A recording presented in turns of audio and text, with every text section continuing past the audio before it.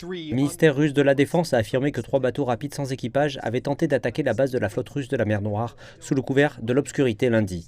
Mais il a ajouté que les 3 drones navals avaient été détruits par ces défenses et que personne n'avait été blessé, bien qu'un gouverneur nommé par la Russie à Sébastopol ait déclaré que les ondes de choc avaient brisé quelques fenêtres. Le ministère russe de la Défense n'a pas réagi aux affirmations selon lesquelles la contre-offensive ukrainienne débutait.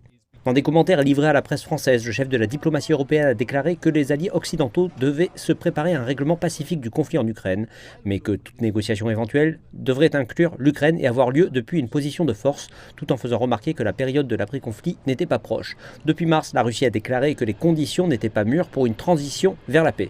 Par conséquent, sa soi-disant opération militaire spéciale se poursuivra. Le président russe Dmitri Medvedev a menacé de ne pas renouveler l'accord sur les céréales de la mer Noire, qui doit expirer en mai, si les pays du G7 décidaient d'interdire les exportations vers la Russie.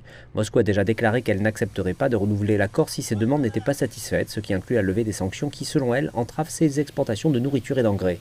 Alors que les pays du G7 ne discutent pas publiquement d'une interdiction quasi totale des exportations vers la Russie, une agence de presse japonaise a rapporté qu'une telle mesure était envisagée selon ses sources gouvernementales.